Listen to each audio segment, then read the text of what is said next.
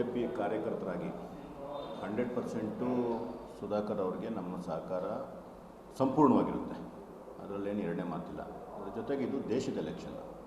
ನಾವು ಸಣ್ಣ ಸಣ್ಣ ಮನಸ್ತಾಪಗಳನ್ನ ಇನ್ನೊಂದನ್ನು ಎಲ್ಲ ಪಕ್ಕಕ್ಕಿಟ್ಟು ನರೇಂದ್ರ ಮೋದಿಯವ್ರನ್ನ ಮತ್ತೆ ಪ್ರಧಾನಮಂತ್ರಿಯಾಗಿ ಮಾಡಬೇಕಾಗಿರೋ ಜವಾಬ್ದಾರಿ ಪ್ರತಿ ಕಾರ್ಯಕರ್ತರ ಮೇಲೆ, ಪ್ರತಿ ಮತದಾರರ ಮೇಲೆ ಇದೆ.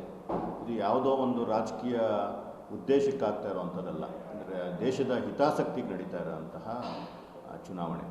ಮತ್ತು ಇವತ್ತೇನಾಗಿದೆ, ಅಭ್ಯರ್ಥಿಗಳು ಯಾರೇ ಆಗಿದ್ದರೂ ಸಹ ಮತದಾರರಿಗೆ BJP ಅನ್ನೋದು ಬಿಟ್ಟು ಬೇರೆ ಆಪ್ಷನ್ ಏನೂ ಕಾಣ್ತಿಲ್ಲ. ದೇಶದ ಎಲೆಕ್ಷನ್ ಅಂತ ಬಂದಾಗ, ರಾಜ್ಯದ ಎಲೆಕ್ಷನ್ ಬಂದಾಗ ಬೇರೆ ಬೇರೆ ಆಗುತ್ತೆ. ಸೊ ಆ ಥರ ಇದೆ. ಅದ್ರ ಜೊತೆಗೆ ತಾವು ಕೇಳಿದಾಗೆ ಅಲ್ಲಲ್ಲಿ ಸ್ವಲ್ಪ ಗೊಂದಲ ಆಗ್ತಿದೆ. ಸುಧಾಕರ್ ಅವರು ಹೋದಾಗ ತೊಂದರೆ ಕೊಡ್ತಿದ್ದಾರೆ, ಜನ ಗೋ ಬ್ಯಾಕ್ ಅಂತ ಹೇಳ್ತಿದ್ದಾರೆ. ಇದೇನಾಗುತ್ತೆ ಸರ್, ಸ್ಟಾರ್ಟಿಂಗಲ್ಲಿ ಇವಾಗ ಅವ್ರಿಗೆ ಟಿಕೆಟ್ ಸಿಕ್ಕಿ ನಿಮಗೆ ಎಷ್ಟು ದಿವಸ ಆಗಿದೆ, ಒಂದು 4-5 ದಿವಸ ಆಗಿದೆ.